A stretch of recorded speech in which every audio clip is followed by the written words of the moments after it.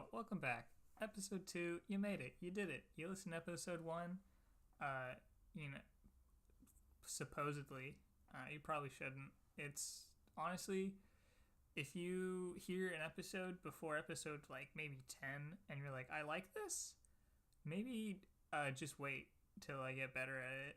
But welcome back either way. Episode 2, as I said, we made it. We did it.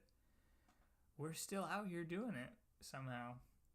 So I've had a couple thoughts in between episode 1 and this one, which, big secret, don't tell anyone. Keep it on the down low, hush hush. This is only being recorded one single day after episode 1 because of a little event I like to call Thanksgiving. Not a lot of people don't know about it, but it is a holiday I recognize and celebrate. So I gotta go do that instead of this, unfortunately. I know that this should obviously take precedence over anything else in my life, but forgive me just this once. Thank you. But I'll be putting this out on Thursday, I think. I think Thursday is gonna be my go-to day for these, but I'm not 100% sure, because as I mentioned before, I'm in college, so my schedule is going to change. And the previously very open day of Thursday might be less open, but that's not really something for you to worry about at all, is it? So don't worry about it. Expect Thursdays unless I say otherwise. I'll tell you. I'll be like, hey, I'm going to do it Fridays. And it probably won't have much of a bearing on your life, but it will on mine. So enough about that. So there is one thing I need to apologize for. In the first episode I did, Guys, Grocery Games of Death, if you haven't heard it, maybe don't listen to it. It wasn't very good. But at the end, I did a little goof where I say my name's Chris. And as you know, well, you might not know, but my name is not Chris. I've lied to you. I've told a lie. My name is very obviously Jake. It's the branding of everything. I mean, the show is called Jake Thoughts, so I kind of have to be called Jake. Otherwise, it's just weird. It doesn't make a lot of sense. So what happened there was I momentarily forgot that anyone listening to this podcast does not, in fact, necessarily know me, and therefore does not know the fact that I just really enjoy lying about my name to people. I like to tell people my name isn't what my name is. I like to just tell them my name's Chris, because I look like I could be a Chris. And I realize that's a little chaotic to just lie to people for no reason. But it's funny, so I'm gonna do it like I've been doing it, and I'm probably gonna continue. So now that you guys you all know the goof, the joke, the bit, I can now do that bit where I begin the show as Jake and I exit it as Chris. Like in the movie The Magician. The movie about the magician who uses electricity to make clones, but it turns out they're just twins. That's a real movie. I promise. I don't remember what it's called. I watched it when I was not as old as I am now. But anyway, enough about that. So, I think the first topic, the first thought I want to talk about, the first thing I want to discuss with all y'all, the thing I want to shout out to the world, is that I said last episode, once again, that I was going to roast the shit out of my cat. And I didn't do that. That cat did not get roasted. And I wasn't gonna. I was going to let it be. I was going to let that cat live its life roast free. And it was just going to never know my wrath, my word wrath. But things have changed. A lot of things have changed in the 24 hours since the last one. So I'm definitely going to do it. Now you might be, I could see your question is probably what's changed, what could have possibly changed in the relationship between you and your cat that lives with you so quickly and so drastically. And I'm going to tell you because Man, my carpet, y'all, my carpet's really messed up now. This cat, I had to leave it locked in my room once again. And oh my gosh, it just went to town on my carpet. I don't know why. I really don't know why that was its move. And was like, yo, this kid, this freaking child has gone and locked me in his room with food, water, and my bathroom. I gotta do something. I gotta get my revenge on him. And, dude, this cat, her name is Moshi, by the way, so I'm gonna refer to the cat as Moshi from now on, because, it's not just cat. That'd be weird. Dude, what if you had a cat and you just named it Cat? What if you had a kid and named it Kid? That's a really good idea. I'm gonna do that. I'm gonna have a kid and I'm just name it like Child. I feel like that confused teachers a lot. I feel like, is child present? This isn't a good. I'm gonna stop. Anyway, so Moshi the cat is locked in my room with all the means of survival, and it's just like, yo, this kid, I'm gonna mess with this kid. So I anticipated this. I anticipated the unhappiness of this cat, this Moshi cat. So what I did, I put a carpet, like a bathroom carpet, over the place she usually rips up, because this has happened before. This is an ongoing power struggle between me, a sentient being that's like, I have a sense of self, and a fucking cat. And there's no clear winner, which says a lot about me and a lot about this cat, honestly. But I put down like a bathroom carpet over the usual attack point. I bolstered my defenses. I even put cardboard over it. I was like, yo, you're not even gonna scratch the defense carpet, okay? And I was so confident. I left home this morning feeling so good about my cat situation. I had handled it. I was feeling like an adult, which I normally never do because I'm horribly irresponsible and just ill-prepared for life in general. So I go about my whole day, my whole last day, just feeling great, just feeling victorious that I beat this simple animal at, just the most basic of things, because sometimes you just need that W like that. Sometimes, when your life's down, sometimes you need a victory over a stupid cat. You're like, yeah, I needed this one. Like Kevin in The Office when he gets his parking spot back. But his win is his better than mine, because I didn't even win. So I roll up, I come home, I'm ready to gloat at this cat. I'm ready to be like, hey Moshi, you stupid idiot, how'd your scratching go? Bet it went pretty bad. And I was so ready. I was just gonna football kick this cat to the goalposts. Not really. I would never kick a cat. I might. No. There's no animals I would kick. Unless the situation demanded it. If there was a situation in which I needed to kick an animal in order to, you know what? I don't really want to go down this road. Let's just leave it at I wouldn't kick an animal. Okay? Put it on record that Jake from the Bad podcast, Jake Thoughts, would never kick an animal. Put it in the fact bank.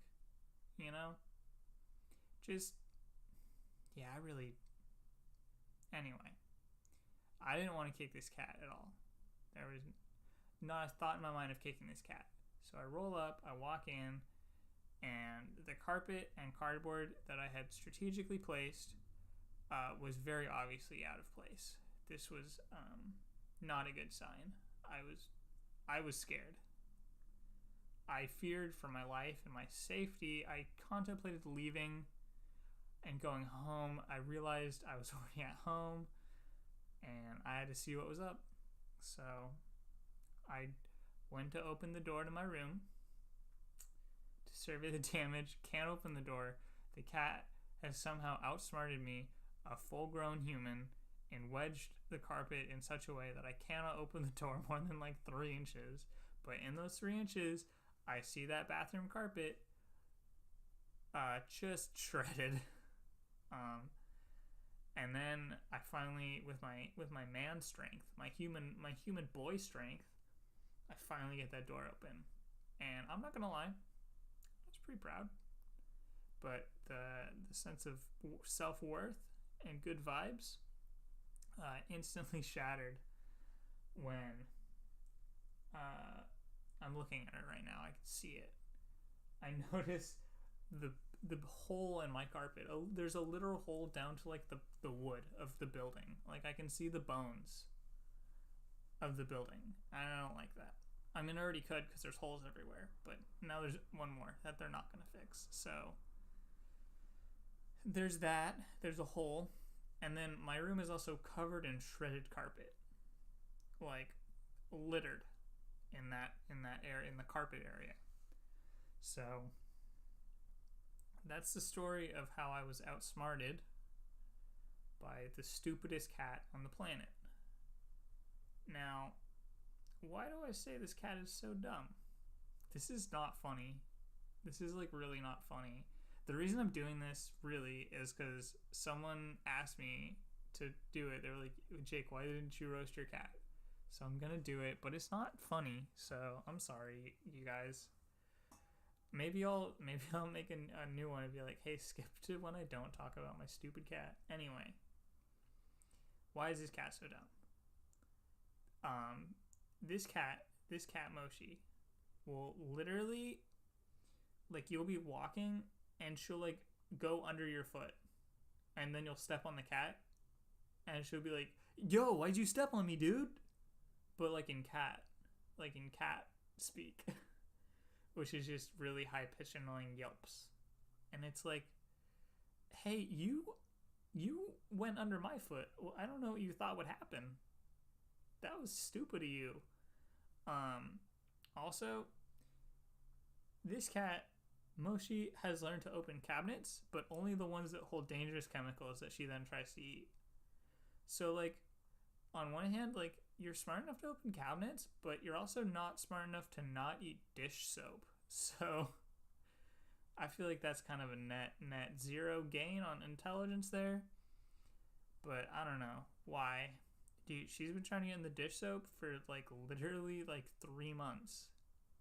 I don't know why she wants it so bad. Maybe it smells clean. I don't know. But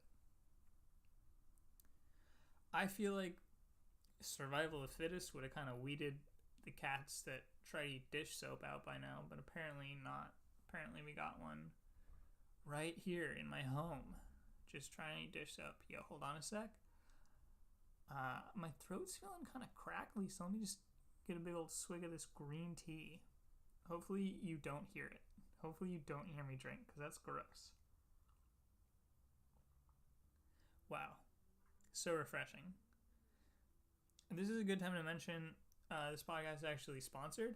I got my first sponsorship, you guys, with 2 subscribers by Green Tea. Just generally. Which is sick. So, you know, we got a lot more money to buy things. I bought, there's nothing funny you can buy. I bought 400 pounds of wrestling jello, and I'm gonna fill my college's pond with it as a prank. That's what I use all the sponsorship money for. Hey Jake, did you fix the sound issues with the money Green Tea gave you? No, I didn't. I don't think I did. This one will probably sound better than the last one, because I remember to not leave my pop filter on the ground. So that's there, and then I turned down settings. But for a millennial, I'm like technology illiterate, so who knows how that one went, you know? Oh well. So that's gonna end my sponsorship for green tea with one last sip. After I drink it, I'm gonna say refreshing like an ad. You ready? Refreshing. There you go. Anyway, anyway, sorry about that. You know how it is. I had to get that bread. You know, you got to make that money. That was one of the things. I listened to the first episode like 3 times because I was like, dude, I'm so funny. I can't wait to hear how funny I am. And then it was just me saying for like 45 minutes, and then 2 minutes of me saying something else. So we're gonna try to exit that from the vocabulary, from the lexicon, from the grumble speak. Yep. Anyway, I think I was talking about my cat, but I don't want to anymore because I don't think it's funny. I don't think I said anything of worth there. I might just scrap this episode. Hey, if you don't hear this episode, it went into the Forbidden Zone, which is just a folder that I'm going to make. And I'm going to title it The Forbidden Zone. And I'm going to put everything I make that's bad in there. So I guess everything I've ever made. Ooh. That's kind of... I'm going to make a good one day. This isn't it. This is for sure not it. I think I needed more time in between episodes, but freaking Sacagawea came and made a holiday. So, what are you going to do? Not celebrate Thanksgiving? I don't think so. But I don't want to talk about Thanksgiving. I want to talk about another topic. So I was trying to think of ideas to say, things to talk about. I was going to talk about Fallout 76, but I don't want to talk about video games. I do enough of that on my own. So I think that one's out of the window. If you heard me say Fallout 76 and you're like, hey, I'm interested, the game's bad, is all I have to say. You can summarize everything by saying it's bad. There's not a lot going on there. But I had this weird contrived bit about Charles Darwin turning into a ghost and like killing people's hamsters. But I don't really remember how I got there. I just remember that was the goof part of it. So it doesn't really work unless you have the build up, which I forgot because I'm so dumb. I'm just so dumb. So that one's out of the window. Too bad, Charles Darwin's ghost. I don't know. That was just... I thought I had like 20 minutes worth of stuff to say on Charles Darwin's ghost. Not a joke. Like, how does anyone have that much to say on Charles Darwin? Charles Darwin didn't even have enough 20 minutes to say on himself. All you gotta say is, like, he was born in, like, the 1420s, and he went to the Galapagos Islands and, like, killed a bunch of turtles. I don't really know what he did, I'll be honest. But I do know turtles are extinct now because of him, so thanks, Darwin. But I think the thing I want to settle on is Christmas movies. I think is a good way to celebrate this Thanksgiving, because I don't know, Thanksgiving is like the awkward middle child of the holiday family, because like there's Halloween, you gotta get those Reese's Pieces, you gotta go trick-or-treating, play some tricks, get some treats, you have a good time. And then you're recovering, it takes a lot out of you. It's not easy to hit 4 distinct neighborhoods, 100% coverage, get all that candy, 17 pounds of candy. I did good this year, you guys. I did so good this year. Me and my crew got so much candy. So much. You would not believe. Couldn't even fit it all in the truck.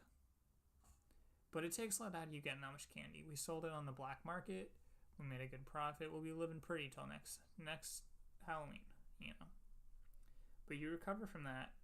You're not recovered by Thanksgiving, You're just trying to get through it. But then you end strong with Christmas. So Thanksgiving's just kind of forgotten. So I don't want to spend any time on it.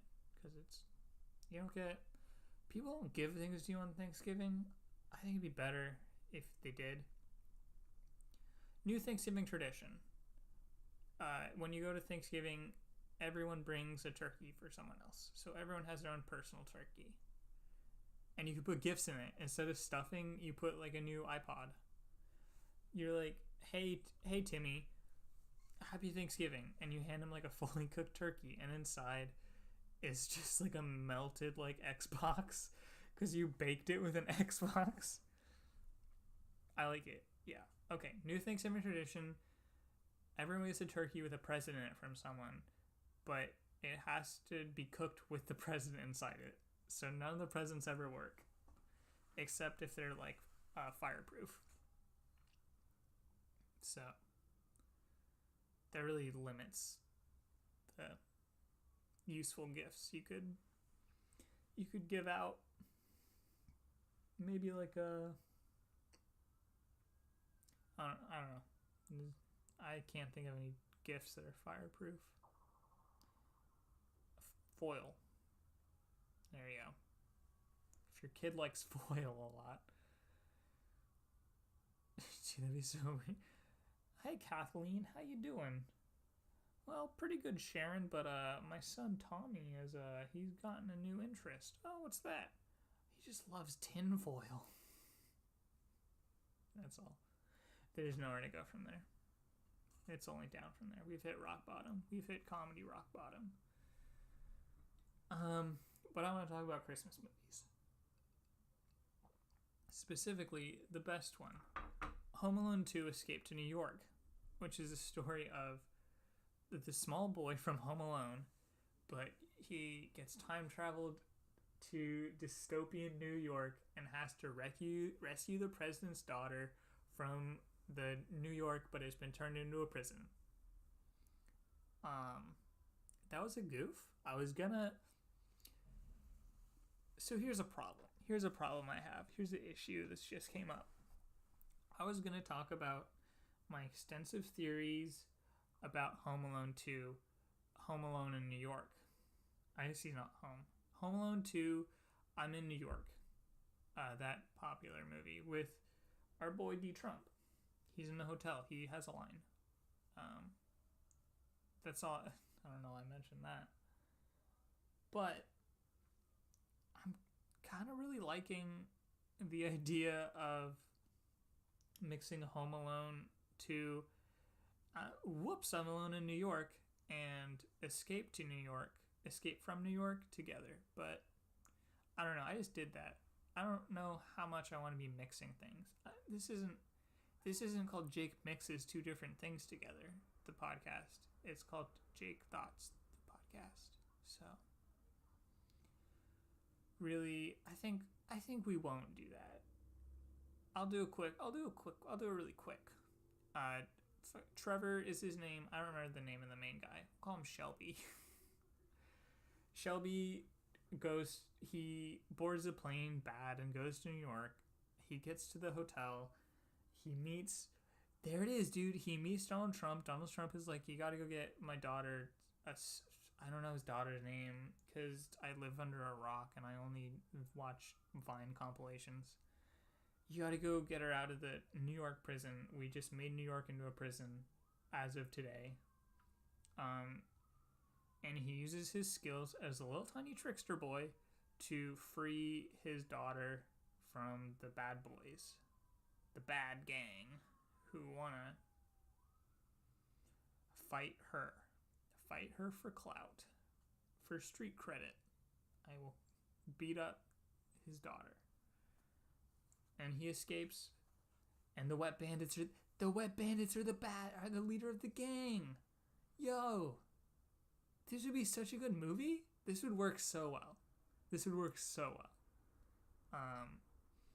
Hollywood executives, if you're out there, if you're listening, call me. My cell phone number is available in the description below. And you just gotta look really hard. It's there, I promise. Trust me. I would never lie to you. Despite the fact I'm told you about liking to lie about being named Chris, I would never lie to you. Even though I already have lied to you. Oh wait. I did 2 intros. This is the second take. I scrapped the first one because it was really bad. So I don't remember if I told you about the Chris goof in this one or the last one, but it doesn't really matter. I'm not going to explain it again. If you don't know, you don't know. You don't. You don't need to get every joke, okay? Stop being greedy. Comedy's for everyone. Comedy communism. Share the jokes equally. Seize the means of chuckles. That was stupid. That was a stupid joke. So what do I want to talk about? I wanted to talk about Home Alone 2. Yikes. Where are my parents? I'm in New York. This is not a good opportunity. Situation. The movie. I want to talk about that. Because I have some strong feelings on that movie. You can't see, but I'm clutching my green tea right now. Because, one, so good. Two, I'm pumped up. I'm freaking pumped. This is gonna be good. I love talking about this. I should actually make a podcast called I Talk About Home Alone 2 once a week. Because I could do it. And I will. And I might. And I won't. I won't do it. I would run out of things to say. But that took too long to take a sip. I need to stop. I should have drank this before. And that's your commentary on me drinking green tea. Comedy. I've done it. I found it. I found the joke mine. Anyway. So, I'm going to assume everyone has seen Home Alone 2. New York is so big and I'm so alone, the movie. But if you haven't, I'll give you a brief plot synopsis by someone who likes that movie a lot. Not the most, but a lot. Oh, excuse me. So the movie centers around Kevin. Kevin in his name, not Shelby or Trevor. I knew that. This boy named Kevin, who's I think 10 at the time.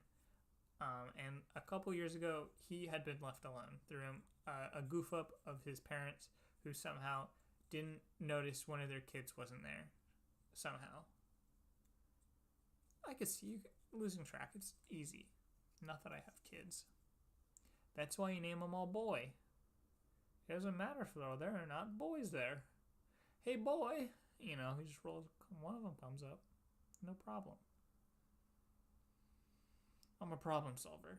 But anyway, they leave Kevin at home in the first movie, and the wet bandits show up. Or maybe, I don't know. Yeah, they're the wet bandits. Because they leave all the faucets on and they rob a house, which is really funny. If I was a robber, I would do that too. So, no hate there.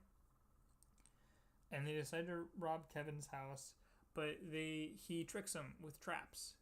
Even though he's 7, he knows how to build like traps. And they're really violent, and they should have died. The wet bandits should have died, but they don't die because we don't know why. But they don't do it. They live, despite being.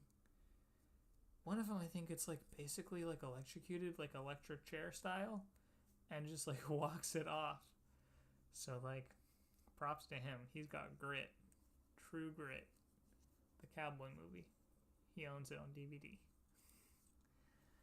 But anyway, so Home Alone 2 is the story of Kevin Mccallister, who somehow accidentally flies to New York without his family. I don't remember how. And he's like 10. So this 10-year-old is now stranded in New York in like the 1400s, which is my way of saying like the 1980s maybe. I don't know when it was made, but I'm like 21, so I don't know about any time before 1995. So in a time period before cell phones were cool, he's stranded in New York at 10 years old. At 10 years old, I couldn't do anything. I was like maybe tying my shoes, like at a decent level, and like fractions, I could do those, but like if I was alone in New York City, I think I would die. Like not like goof die, I think I would be a corpse. But Kevin, he's resourceful. He's already fought bandits at 7 years old and won. So he managed to trick a dumb, stupid adult, because adults are so stupid, into giving him a hotel room somehow. And that was when Donald Trump was there, but he just is like, I'm not the president right now. I'm just a guy right now. And then he meets a pigeon lady who's covered in poop and definitely magical, who like has control over birds, but everyone's like, oh, you're homeless. Even though she like literally like controls like a flock of pigeons with her mind, everyone like writes her off like it's nothing. So that's kind of, I don't know. I feel like if I saw a lady who could control birds, I'd maybe want to, I'd either run or try to learn more about it. I don't know which one, quite honestly. Because I don't know, you just never know how you would act in the face of magic. I sure don't.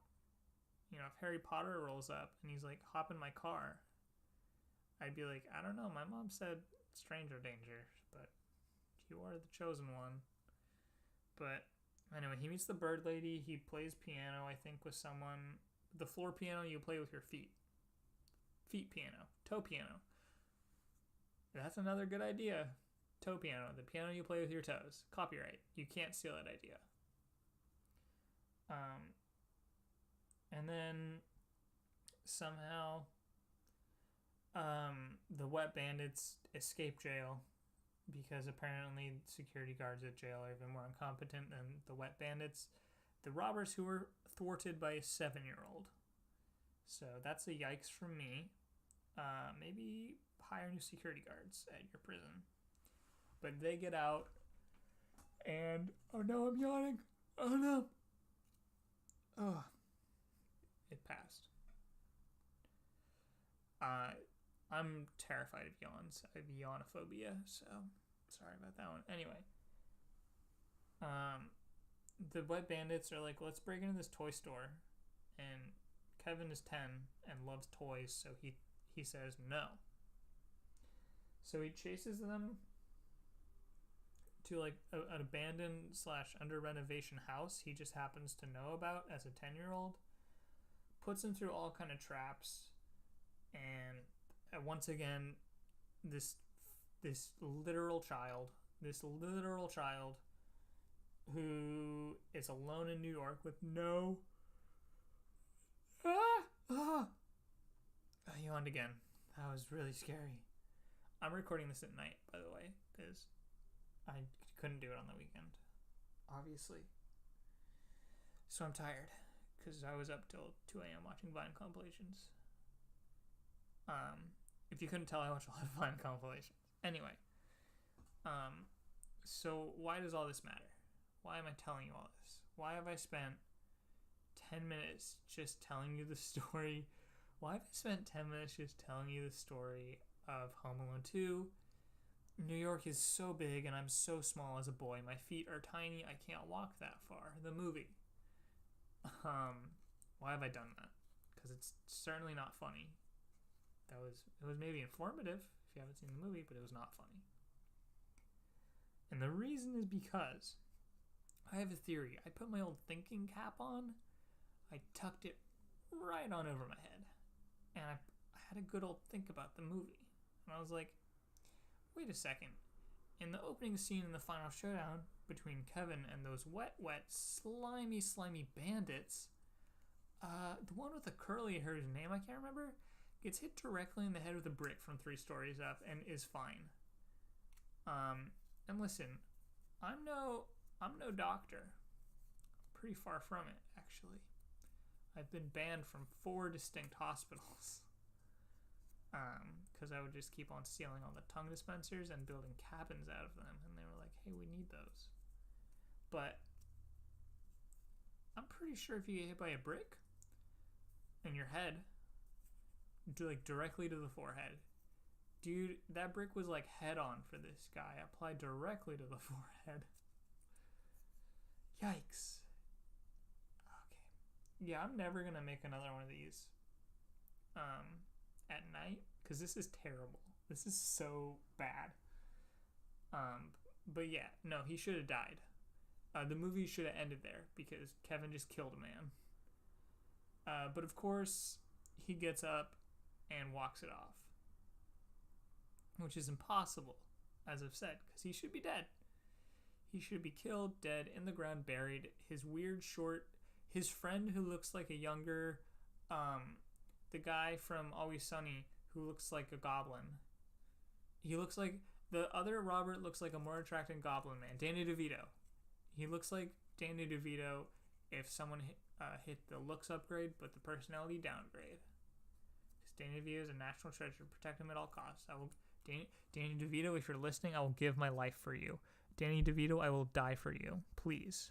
If you need anything, just ask. Anyway, just had to shout out Danny DeVito. Just had to give him that message. You know how it is. Damn it. I said it again. But the more these two full-grown adults go through these little child traps, the more they get hit by things that would kill any normal man. Anyone. I'm talking Arnold Schwarzenegger, brick to the head on brick. If he head-ons a brick, Arnold's done. Even Terminator Arnold, like the one who acted in the movie. If he was made of metal, the brick would probably not kill him. But the real life one who acted in the movie would probably die from a brick. I think any human would die from a brick. Bricks kill. Spread the news. But the more I watched, the more I got to thinking. How are these two wet boys still alive? Like, they get set on fire, they get hit by a tool chest that falls down the stairs on one of them, and I don't know. I'm not that handy. I don't know a lot about tools. But what I do know is that they're heavy. They're made of metal, and metal is heavy. And that tool chest, also made of metal, also very heavy. Combine the two, that's a lot of weight. That's too much weight. That falls on you, you're dead. You're killed.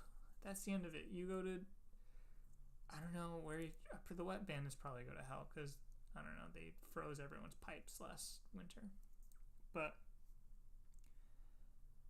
it just didn't sit right with me how these guys, how the watery boys were surviving through all this. And I came to only one conclusion. And that is that Home Alone 2 is actually part of the Marvel Expanded Universe. But it's like an alternate one where Captain America never happened. And instead, the special syrup, the syrup that the man put into Captain America to make him from a little scrawny boy into a beefy boy, the syrup was definitely stolen by the Wet Bandits, and they for some reason used it, and now they're like Captain America. Is my theory. So my theory, to put it succinctly, my theory is that Home Alone 2, I accidentally went to New York all alone as a 10-year-old, is actually a parallel universe to the Marvel Universe where the Wet Bandits have the powers of Captain America. And they're using them to chase this little boy in order to get revenge on them for defeating him over and over again. It's like Kevin Mccallister is their Nazi demon man, or Thanos. Kevin Mccallister is the Thanos of this universe. Yes. This is definitely my theory. I originally had something else, but this is way better. So Kevin Mccallister is Thanos. He's a young, he's this universe's equivalent of Thanos. But he doesn't have those stonies yet, so he can't snap them. He can't. Poof. I don't feel so good, Mr. Starkham. This would be a good time to mention I haven't seen Infinity War, so this is gonna get really dicey. But they're trying to. I would assume they probably traveled back in time in order to prevent that from happening, which is probably going to be the way they fix the actual one anyway. So, hey Marvel, now that no, I'm not going to goof on R.I.P. Stan Lee, you're a real one. I'm not going to goof on your name, but Marvel, hire me, not to replace Stan Lee. No one ever could. I certainly can't, but just hire me in general. Shout out Stan Lee once again. Good guy. He made Spider-Man, and I like Spider-Man a lot. He's my favorite man, I think. Besides Kevin Mccallister. Kevin Mccallister is my favorite superhero. So the Wet Bandits are actually Captain America superheroes. And that's why they don't die when they get head-on bricked. And when they get hit by the other traps. And that makes sense to me. Probably to you too. Probably to anyone. And they're trying to kill Kevin before he turns into Thanos and snaps them all out of existence. And that's the real story to Home Alone 2. And so the only loose end that leaves is Magical Bird Lady. But that's really easy. That's just Doctor Strange. It's just gender-bent Doctor Strange. Who's hit hard times and is living homeless in Central Park with the birds. So that's what's really going on in Home Alone 2. That's the truth of it. And you can trust me because my dad wrote it. My dad is Kevin Mccallister. The person. It's a documentary. My dad's Kevin Mccallister.